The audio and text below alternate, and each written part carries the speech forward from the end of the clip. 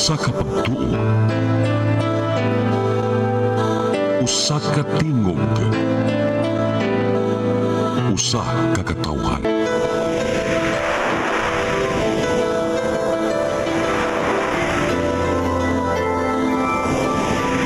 Cebu Catholic Television Network.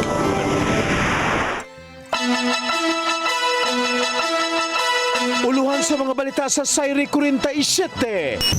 Tinunaan sa lungsod sa Argao nga nangumidya nga adunay mubutong bomba sa ginspeksyon nga bag. Gisiko nang hulga nga adunay mamusil sa sud sa University of Cebu sa Banilad Campus. Giila sa kapulisan.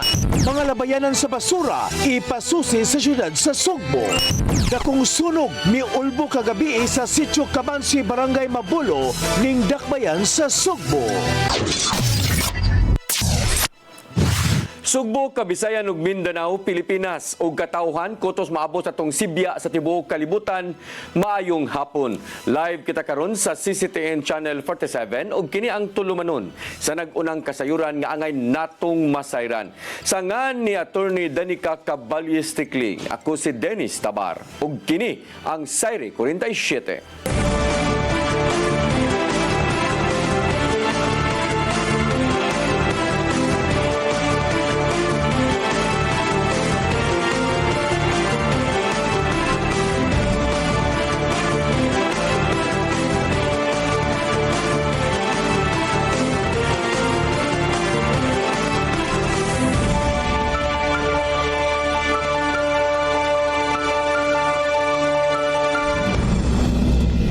Karon sa kumpletong detalye sa atong mga balita, tinun-an sa usa ka universidad sa lungsod sa Argao nadakpan human ng media nga gingong dunay bomba nga mobuto sa iyahang bag.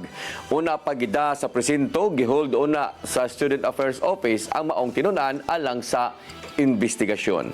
Ang kasayuran ihatod ni Arnold Bustamante.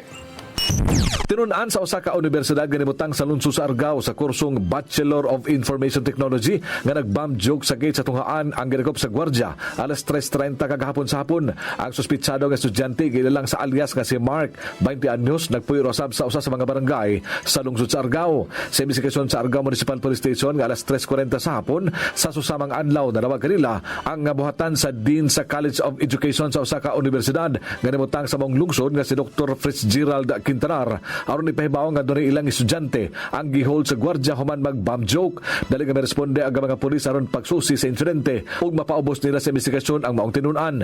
Dinhi ilang nasayran nga ang gwardya sa maong tunghaan mihimo sa iyang trabaho nga mao ang pagsusi sa mga bag sa mga mosulod nga tinun-an subay sa pagpatuman sa security protocol. Una na nga gipahugtan ang seguridad sa mga eskwelahan sa Tibuok Region City subay sa sunod-sunod nga insidente sa pagpamusil sa sulod sa mga tunghaan nga mikalas na og mga kinabuhi sa mga tinun-an. Atol sa inspeksyon ang tinun-an nga si alias Mark sa diyang iyang nga bag na ang sulod nga ablihan sa gwardya. Kanit lang kini nga mibutyag nga basi na ay bomba diha nga mubuto. Human madungog sa gwardya ang mao nga pamahayag ni Mark. Gidala dayon niya kini sa Student Affairs Office sa sulod sa campus o gi-turn over sa mga tinugyanan sa tunghaan. Gikustorya sa Argao Municipal Police Station ang nga tinun-an o giandaman og kasong kalapasan sa Presidential Decree 1727 kun ang anti-bomb joke law. Arnold Bustamante, CCTN News. Mandawi City Mayor Tadio Junque Uwano uyon sa pagpahigayon og safety drill for active attacks sa mga tunghaan. Samtang syudad sa Lapu-Lapu planong muhatag og transparent nga bag pagpalig-on sa seguridad. Ang kasayuran ihatod ni Mary Rose Sagarino. Pabor si Mandawi Mayor Tadeo Junque Uwano sa pagpatuman og active shooting drill sa mga eskwelahan. Tinguhang maandam ang mga estudyante magtutudlo og school personnel kung adunay insidente sa pagpamusil. Ang planong nationwide simultaneous safety drill gisuspenso una sa DepEd subay na usab sa mga kabalaka nga mahimong matrauma ang mga bata. Nga murabag kaning earthquake, fire drill na mag-sample kita, mag-simulate ta ba?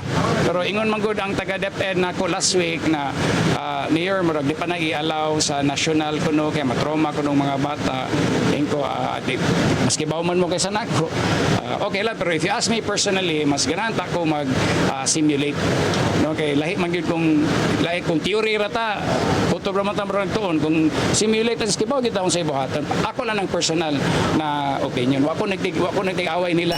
Human sa insidente sa pagpamusil sa Tacloban ug Zamboanga City, gilayong nagpatawag og meeting ang Mandawi aron hisgutan ang dugang nga mga lakang alang sa seguridad sa mga eskwelahan. Lakip na ang pagpakatap sa pulis, monitoring system, metal detectors ug uban pa. Samtang paligunon pa sa syudad sa Lapu-Lapu ang seguridad ug kaandam sa emerhensya sa mga eskwelahan. Gihisgutan ang pag-review sa contingency plan sa syudad ug ipahiangay ang mga safety measures sa panginahanglan sa mga estudyante. Lakip sa mga ipatuman ang mandatory nga pag-check sa mga bag. Samtang gisugit usab ni Mayor Cindy King Chan ang paghatag og transparent bag sa mga estudyante sa pampublikong eskwelahan. Matud ni Chan, pinaagi sa transparent nga bags, mas dali nga makita sa mga security personnel kung adunay sud nga gamit nga gidili sa mga eskwelahan. Gilauman nga makatabang kini sa pagpaligon sa seguridad ug kaluwasan sa mga estudyante ug magtutudlo. Matud ni Chan nga ipadayon sa syudad ang paghatag og libreng school supplies sa sunod nga school year. Hinuon ang sudlan ang transparent nga bag, ipuli sa royal blue nga bag nga unang gihatag. Mary Rose Sagarino, CCTN News. Kapulisan sa syudad sa Sugbo nakigalayo na sa Regional Anti-Cybercrime Unit 7 aron ilhon ang nanghulga nga dunay mamusil sud sa University of Cebu diha sa Banilad Campus kagahapon. Ang kasayuran ihatod ni Arnold Bustamante. Nakigalayan karon ng kapulisan sa syudad sa Sugbo sa Regional Anti-Cybercrime Unit 7 kung Draco sabay sa natubong nga pagpanghulga sa pagpamusil sa sulod sa University of Cebu Banilad Campus kagahapong adlaw. Ang Mabuno Police Station sa Cebu City Police Office sa kadapat sa impormasyon niana ng 1:45 sa hapon. Ang kadagkuan sa tunghaan dali usab nga may suspenso sa klase ug ipapauli ang ilang mga tinunan isip kabahin sa precautionary measure ug bibalhin lang una sila sa online nga klase. Dali nga meresponde ang kapulisan sa pagpangulo sa hipin nga si Police Major Tom Ed Taghoy ubos sa kamanduan ni Police Colonel Ricky Sumalde uban sa mga personal sa Special Weapons and Tactics Mobile Patrol Unit, Cebu City Disaster Risk Reduction Management Office ug ubang concerned agencies ug misusi dayon sa mga tunghaan subay sa gingong hulga. Nagpadayon pa silang gihimo nga investigasyon ang RACO 7 kung kinsa ang responsable sa pagpanghulga. Samtang nagpaabot sa resulta sa investigasyon, ang kapulisan sa syudad sa Sugbo miawhag sa publiko nga pabilin nga kalma ug likayan ang pagpakatap sa wala pa mamatud-i nga impormasyon sanglit makamugna lang kini kahadlok. Giaghat sila nga mosalig lang sa opisyal nga update gikan sa mga turigyanan sa banaod ug sa kadagkuan sa tunghaan. Bisan pa niini ang kapulisan sa Dakbayan sa Sugbo murubing matagkaron og unya sa mga dagkong tunghaan ug universidad aron masiguro nga naa sa luwas ang tanang tinun-an. Arnold Bustamante, CCTN News. Kapulisan sa probinsya o Dakbayan sa Sugbo, istrikto nga mo susi matag buntag na tanan sa PNP-issued firearms sa mga pulis. Kini aron dili maggamit sa laing tao o sa ilang mga anak. Ang kasayuran ihatod pagbalik ni Arnold Bustamante.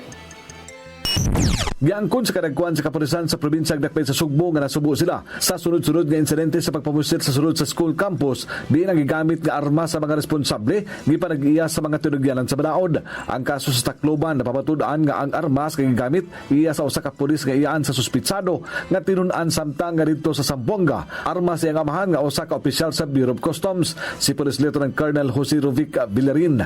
Ang Deputy Provincial Director for Operations sa Cebu Police Provincial Office mibutyag nga human sa maong insidente.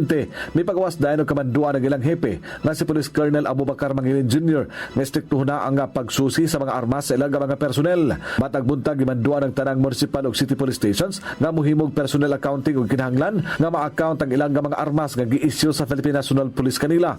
Kung wala kini silang posisyon, mamahimong magatubang kini administratiba nga kaso ang maong pulis. Really kadasadin us na ang armas sa amo ang kauban maoy gigamit. Okay, so after that, we strictly directed all the COPs that during sa daily accounting in the morning, it will be included in their inspection the firearm, the issued firearm of the police. Gihangop ni Villarin nga dunay mga anak sa mga pulis nga makamao nga mogamit og armas human tudloy sila mga ginikanan apan kinahanglan kini og sakto nga pagtudlo nga dili mamahimo nga dalhon sa bata ang maong armas. Lagip sa laga gipahimangno nga dili ibutang ang ilang mga armas nga makuha sa bata tungod kay makahatag kining peligro sa ilang kaugalingon ug sa uban nga tawo. Samtang sa dakay sa Sugbo gibutyag ni Police Lieutenant Colonel Franco Rodolfo Oriol, ang Deputy City Director for Administration sa Cebu City Police Office, nga gimanduan ang tanan nila nga personel nga ibutang sa sakto nga butanganan ng ilang mga armas kini aron malikayan nga dunay laing tawo o kaha ang ilang mga anak ang mukuha niini. Arnold Bustamante, CCTV News. Mandawi City Health Office padayong sa pagpamakuna batok sa tipdas. Kini taliwa sa mga nadawat nga hulga sa health personnel gikan sa pipila ka mga individual. Ang kasayuran ihatod ni Mary Rose Sagarino. Moabot na sa 37% sa target ng mga bata ang nabakunahan batok tipda sa syudad sa Mandawi. Hinuon layo pa kini sa 95% nga target sa herd immunity sa kapin 20,000 ka mga bata nga anaa sa actual master list. Nagpadayon ang Mandawi City Health Office sa pagpamakuna sa measles rubella supplemental immunization aron mas daghan ang mabakunahan. Kini bisan pa nga nahuman na ang two-week campaign sa Department of Health. Gitugan ni katulong nga aduna sila kalisod karong tuiga tungod sa fake news nga mikatap sa social media. Gani aduna pay mga pagpanghulga sa ilang sakop. Ang nahitabo karon kay ang atong mga workers usahay ang uban sirhan na sportahan, usahay pagausan og amahan na maranay mga threats usahay sa atong mga workers ba. Ang uban na koy nadunggan gani nga gihigta ng iro pero og abot sa workers buhian ang iro. So kanang maluoy ka sa mga workers, they're just doing their job and they know what they're doing. Gipasabot sa doktora nga importante ang bakuna aron maprotektahan ang mga bata batok tipdas. Matud niya nga ang supplemental dose magsilbing booster aron mapaligo ng resistensya batok sa measles o rubella, ilabi na tungod sa padayong presensya sa mga kaso sa komunidad.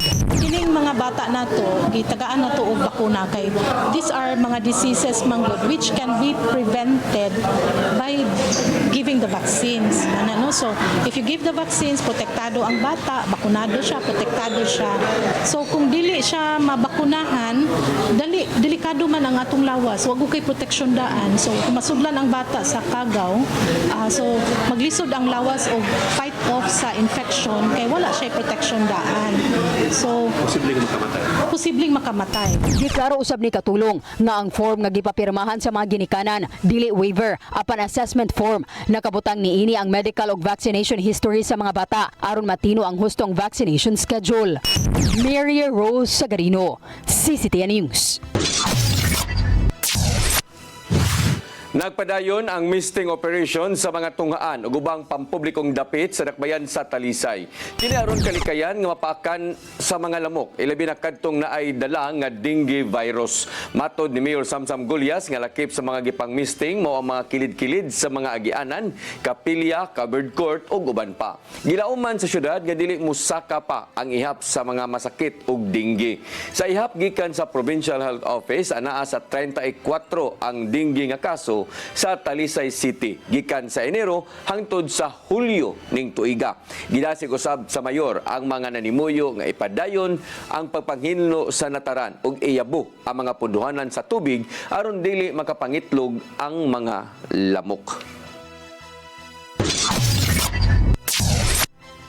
My statement is, in this bloodbath and bludgeoning, I will be blooded but unbowed.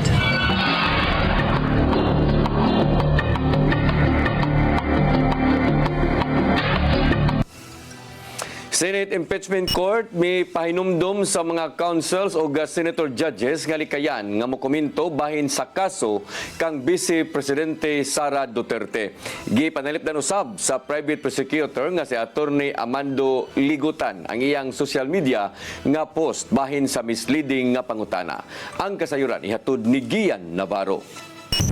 Nimando ang Senate Impeachment Court ngadto sa mga senator judges, ingon man prosecution ug defense counsels nga likayang muhatag og mga panahom sa merito bahin sa impeachment case batok kang Vice Presidente Sara Duterte. Gipainumduman ni presiding officer Senator Francis Cheese Escudero ang mga kaubanan nga ubos sa Article 18 sa Rules of Impeachment. Gidid-an sila nga mokomento sa publiko bahin sa pending nga kaso. Tungod nini, mamultahan ang kinsang makalapas og 30,000 pesos. Walay labot sa mga ruling ang mga tigpamaba sa isig kahabig kay aduna sila kagawasan sa pagbutyag sa padayang-dagan sa kaso. The ruling prescribes the standards governing future conduct and does not by itself adjudge any identified person guilty of contempt or liable for a professional violation. The chair closes with separate reminders to the prosecution, counsel for the respondent, and senator judges. Ipainomdom usab ang Senate Impeachment Court sa mong sub judice rule human nga nagpost ang private prosecutor nga si Attorney Amando Virgil Ligutan may tungod sa misleading questions sa court hearing. Human nga ni buwelta ang pikas nga habig. Gipanalipdan ni Ligutan ang social media post niya tungod kay igo lang kining nitudlo ngadto sa mga nag-eskwela og abogasya ug uban pa. Kay alang niya, way gipiling dapit ang pagtudlo kung unsay saktong buhaton bahin sa pagpangutana sulod sa korte. And coming from a middle-income family born without a famous family name,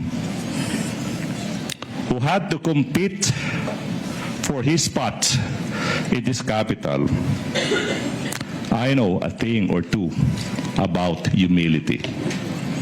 The defense cannot lecture me on humility. Ipaubos sa makuting pagsukit-sukit sa senator judges ang witness nga si Office of the Vice President Assistant Secretary Lemuel Ortonio. Gitataw ni Ortonio nga dili day empleyado sa OVP si Colonel Raymond Lachica kinsang hepe sa Vice Presidential Security and Protection Group diin gitahasan siya sa Armed Forces of the Philippines sa mong tulubago niya na panahon na. Si Lachica mao ang gipasangin lang nalambigit sa mga kadudahang transaksyon sa confidential funds alang sa OVP. Sa laing bahin, gihagit ni Vice Presidente Sara Duterte ang House Prosecution Panel og private prosecutors nga pamatud-an ng kaligon sa impeachable offense. Pinagi sa mga ebidensya, inay nga mamulitika lang. Matud sa gipadalang pamahayag, gihimug-atan ni Duterte nga dili ra kutob sa theatrics og mga paghingalan kaniya ang pagpakita sa kaligon sa kaso. Gisumbalik kaniya ang kasamtangang administrasyon sa pagsulbad sa ubang mga problema sa nasod sa manalang sa pagbaha. Inay nga matud pa, balihon ng balaod alang sa ilang pabor. Gian Navarro, CCTN News.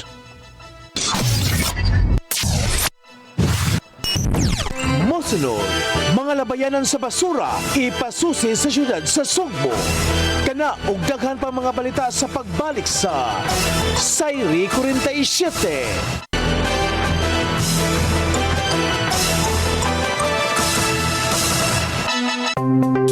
Discover the beauty of the Philippines.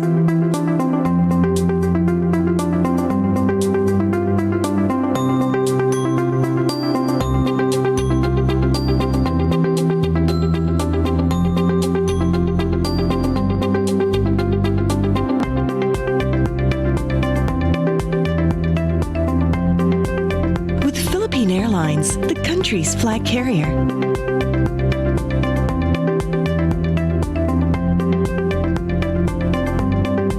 The airline that lets you feel the warmth of the nation.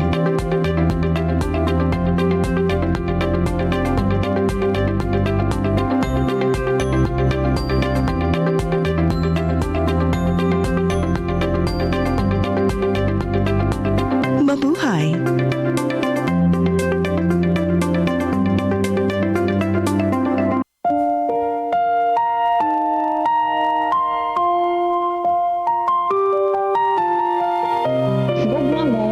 Paglaom ko. Usa ka misyon sa gugma ug paglaom alang sa ato ang mga igsoon. Nga halos nawad-an na og pagtuo sa ilang kaugmaon, daghan kanila ang nag-antos sa kalisod ug kasakit. Apan pinaagi sa gugma sa Ginoo, aton gipakita nga adunay mga tawo nga andam mutabang sa mupadayon ug paghatag ug paglaom. Ang tinuod nga gugma walay pili, bata man, tigulang, pobre man o adunahan. Bisan pa sa mga mananap nga nagkinahanglan o galuoy o pag-atiman. Kutob sa atong mahimo, magtinabangay kita sa paghatag o kahayag sa ilahang kinabuhi. Busa, mga igsuon, hinahot nga ablihan nato ang atong kasing-kasing sa pagtabang sa uban. Ang inyong gamay nga tabang mahimo ng dako nga paglaom alang sa nanginhanglan. Kamo mahimong instrumento sa gugma o panalangin sa Ginoo. Kini ang programa nga gugma mo paglaom ko. Daghang salamat ang inyong alagad si Miss J.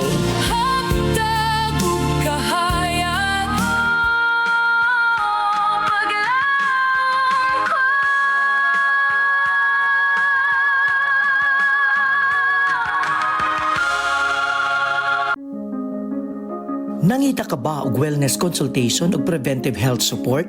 Ozone po will help, no? So pinapapasok niya kasi po ang oxygen sa cells. So there will be improvement po ng cellular function and reduction. Then your blood are full of oxygen, well saturated with oxygen molecule. There are best outcome. At imano nato ang atong kahimsog pinaagi sa husto nga konsultasyon sa lisensyadong doktor. Some people, they are well versed with nutrition, but for others, they have very little idea of what the basics of nutrition are. At kaya with ozone therapy, kung makakatulong ito para mag-shrek yung mga tumors natin. Para sa professional consultation o general wellness services, bisitaha ang Ozone Med Wellness Clinic branches sa Davao, Bacolod ug Cebu. Siguradong pagkain sa buong bansa. Masaganang ani, mataas na kita.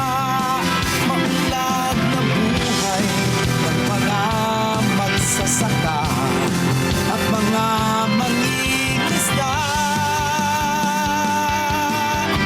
Siguradong pagkain sa buong bansa.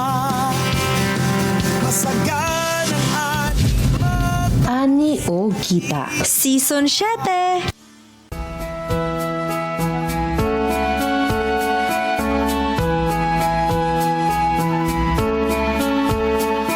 You're giving your all in His glory, touching each heart and soul by spreading His words and wonderful deeds that send forth His kingdom.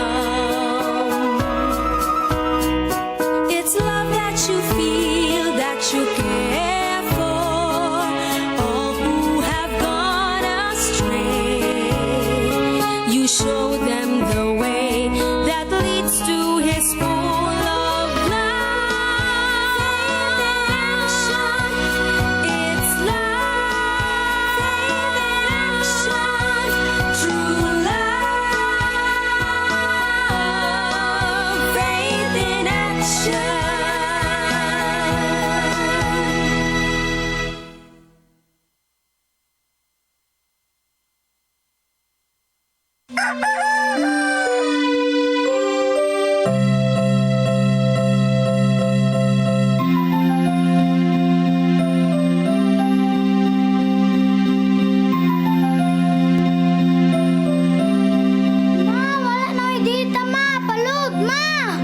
Sorry ma'am, na-late ko. Nangita pa mong gusto para internet sa kong anak ma'am. Ay, wala na yung problema. Pag sinisibo. Sinisibo, sinisibo. for your internet connection. And for the signal of your cable TV. So fast and straight that transmission to your home. Sinisibo. Sinisibo, sinisibo. Offers you to have fiber optics. For your viewing experience, perfect and clear, so fine. So great and affordable for you to enjoy. Sinisibu Television Network Incorporated offers fiber to the home broadband internet bundled with fiber to the home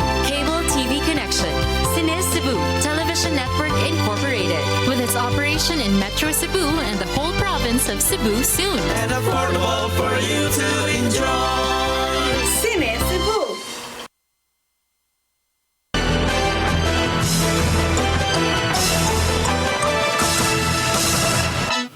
Balik sa atong mga balita. Mga labayanan sa basura ipasusi sa Cebu City Government kun haum pa ba ang kasamtangang kapasidad. Kini maong unod sa resolusyong naaprubahan sa City Council. Ang kasayuran hato ni Gian Navarro. Pasusihon sa kagamhanan sa dakbayan sa Sugbo ang mga waste disposal facilities o na pa makaapil sa mga bidding procedures. Kini ang maong paghingusog ni Consel Joel Garganera pinagi sa resolusyong giduso o hayan na aprubahan sa City Council. Ubos sa gidusong lagda, buot sa Chairperson on Environment nga si Garganera nga muhimo og ocular inspection ang dakbayan ngadto sa mga labayanan. Kinahanglan sutaon pinagi sa assessment kung nisunod ba sa mga environmental standards ang matag labayanan og luwas pa ba usab kini alang sa mga nanimuyo sa duol. Ubos usab sa resolusyon, gitahasan sa konseho ang City DRRMO, City Environment and Natural Resources Office, Office of the Building Official ug ubang mga kawani sa pagpahigayon sa mga inspeksyon. Kuti-kutihon matud pa ang capacity sa matag landfill, pagpatuman sa safety measures, pagbaton og mga dokumento gikan sa gobyerno ug uban pa. Kini usab ang mamahimong sumbanan ato sa bidding process kung andam bang modawat ang maong waste facility sa mga basurang nagagikan sa nagkadaiyang barangay ning syudad sa Sugbo. Giduso ni Garganera og hayan na aprubahan ang resolusyon sa konseho human mipaybaw ang Chief of Staff ni Mayor Nestor Archival nga si Kenneth Chazar nga gilibkas na ang suspension gikan sa DENR ngadto sa Binaliw Private Landfill. Matud sa suwad gikan sa Department of Environment and Natural Resources ngadto sa syudad, kinalang susihon ang kahimtang sa maong labayanan nga nimutang sa barangay Binaliw. Tungod dinhi, bukas ang syudad kung mosalmot sa bidding process ang operator nga Prime Integrated Waste Solutions Inc. aron makakuha og kontrata sa syudad alang sa waste management intervention. Gian Navarro, CCTN News. Gidawat sa lungsod sa Borbon ang 50 million pesos nga tabang gikan sa Cebu Provincial Government alang sa padayong rehabilitasyon sa ilang water system. Gikalipay ni Mayor Nico Dotilios ang maong tabang aron masulbad ang putol-putol nga agas sa tubig ngadto sa Kabalayan.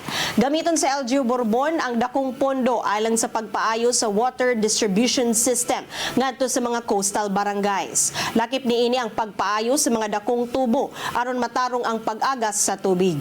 Sa higayong matarong na ang supply sa tubig, lauman kining mapahimuslan hangtod 5,000 ka mga panimalay sa coastal barangays sa Borbon.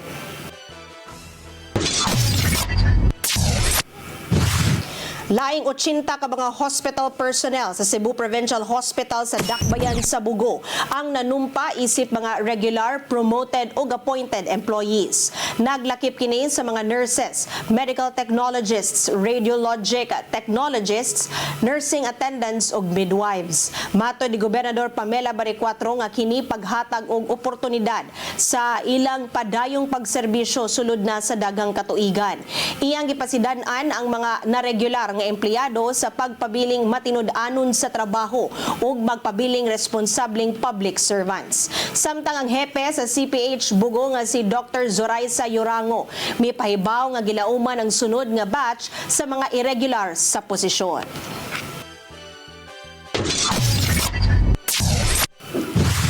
Department of Trade and Industry 7 miauhag sa mga online sellers nga irehistro ang ilang mga negosyo. Kini aron makapahimulo sa nagkadaiyang mga programang giandam ngadto sa mga gagmay nga patigayon. Ang kasayran hato di Gian Navarro. Kay nagpabiling in ang online selling, giawhag sa Department of Trade and Industry 7 ang mga online sellers nga iparehistro na ang ilang mga negosyo. Ipasabot ni Grace Durano sa DTI 7 nga kutob lang sa mga rehistradong panginabuhian ang makapaymos sa nagkadaiyang mga programang giandam ngadto sa mga gagmayng patigayon.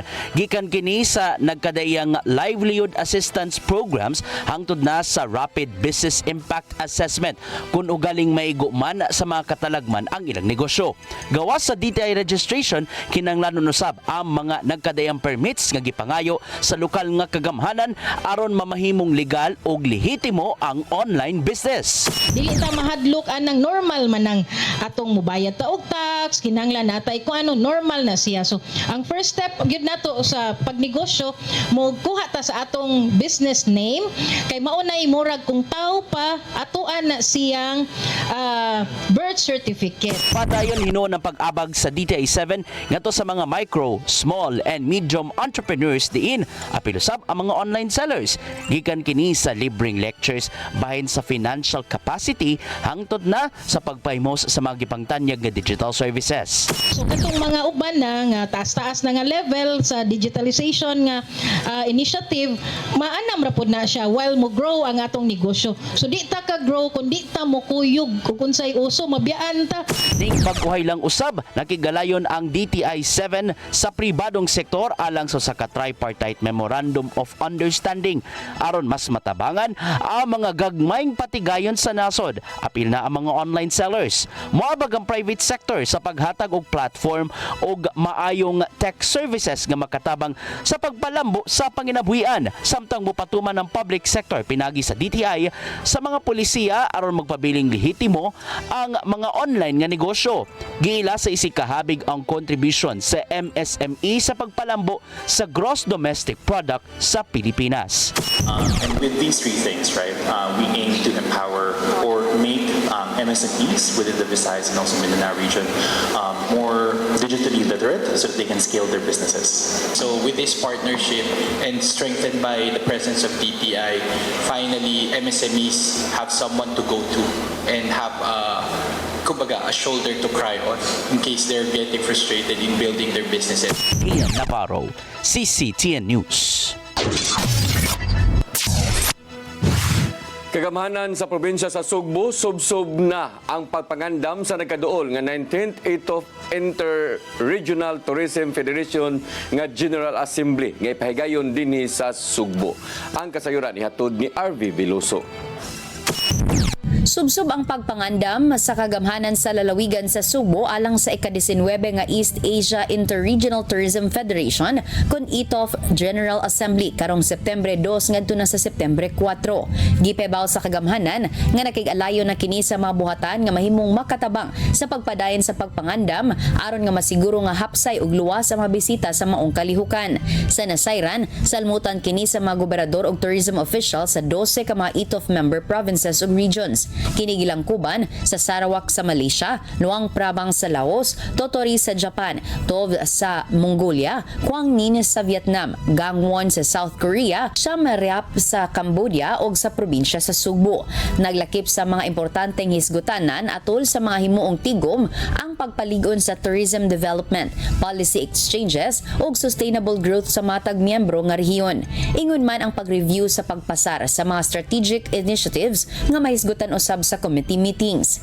Gawa sa himuong tigom, giandam sab sa kagamhanan ang tours alang sa mga gobernador ug head of delegations, lakip ang industrial tour nga mag-highlight usab sa mga Sugboanong produkto. Ang ITOF nga usa ka international organization natukod kini ni adtong 2000 aron paligunon ang turismo, palisiya ug development sa mga member states niini. Subay niini nakig-alayo na sab ang kagamhanan sa kapulisan aron nga mahatagan og insaktong seguridad ang mga bisita sa maong higayon. RV Veloso, CCTN News. Mosunod, dakong sunog ni Ulbo kagabi sa Sitio Cabansi, Barangay Mabulo, ning Dakbayan sa Sugbo. Kana og daghan pa mga balita sa pagbalik sa Sayri 47.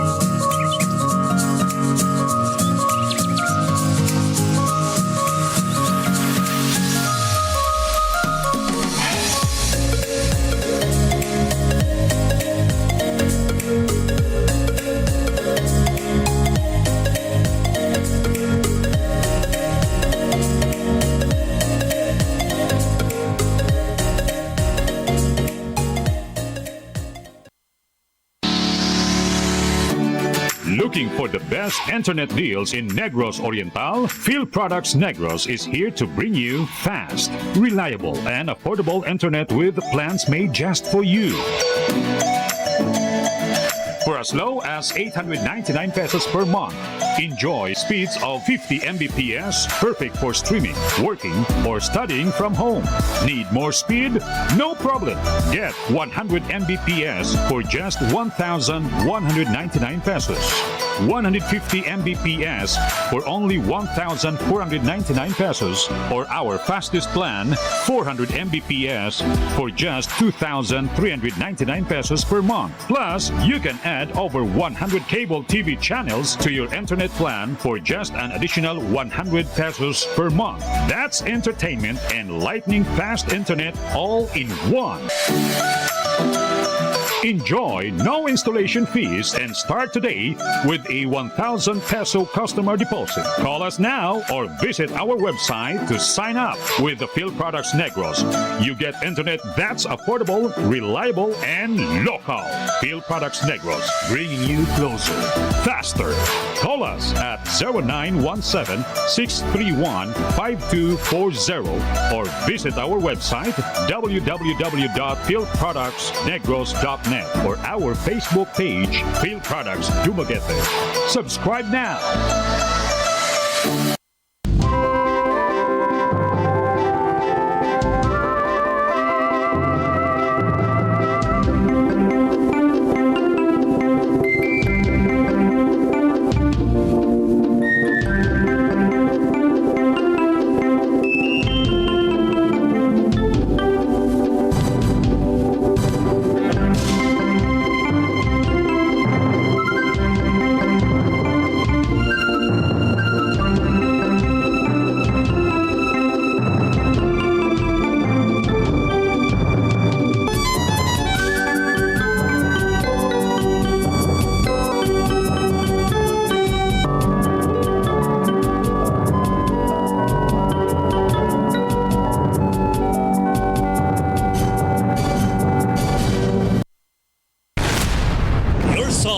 Your music, your listening pleasure. Sing it, Cebu!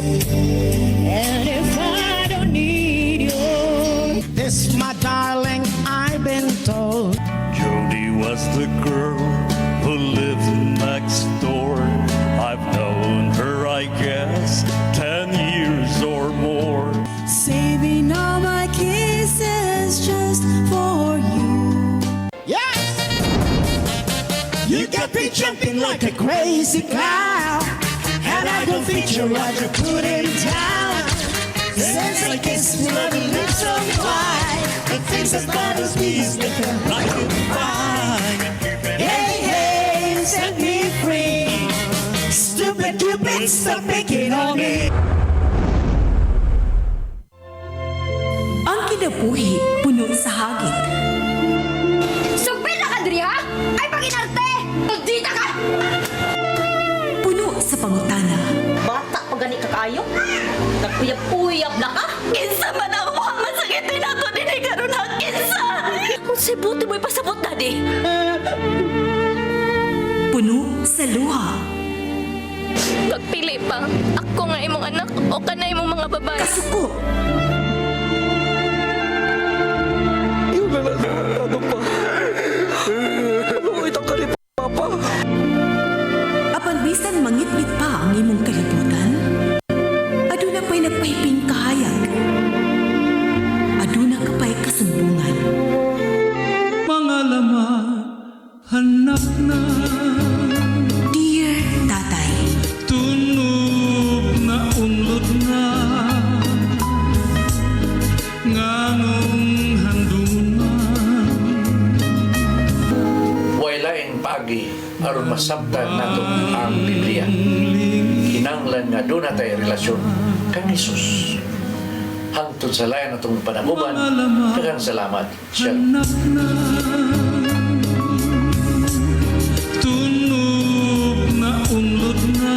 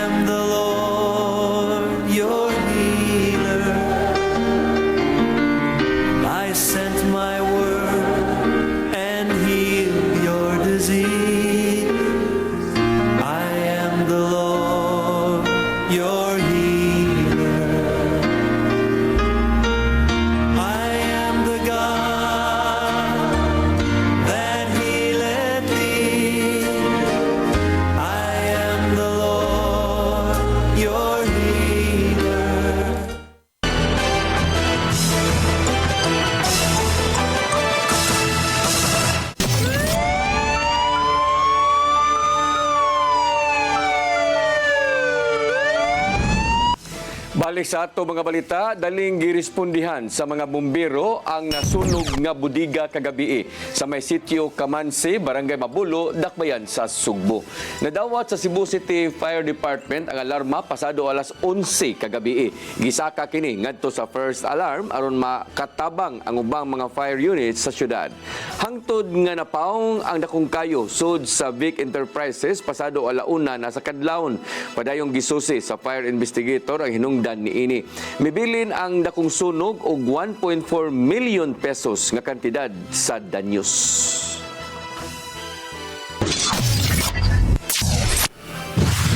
Nakahipo sa Cebu City Department of Veterinary Medicine and Fisheries og 2.4 million pesos nga kinitaan niadtong buwan sa Hulyo. Sa maong kantidad nakakuha ang DVMF og kapin 107,000 pesos nga kita gikan sa registration, license fees ug mga multa. Samtang nakakuha ang Fishery Division og sobra nga 146,000 pesos nga kantidad sa regulatory service fees sa miaging buwan. Tungod niini nakakolekta ang DVMF og 16.8 million pesos nga kita gikan sa Enero hangtod Hulyo ning tuiga.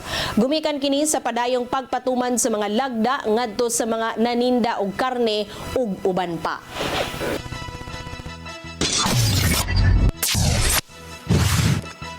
Mao kadto naglangkob sa atong mga balita sa Sayre 47. Ako si Dennis Tabar. Ako si Danica Cabales Tekling, hangtod ugma sa inyong paboritong tulumanon. Sayre 47.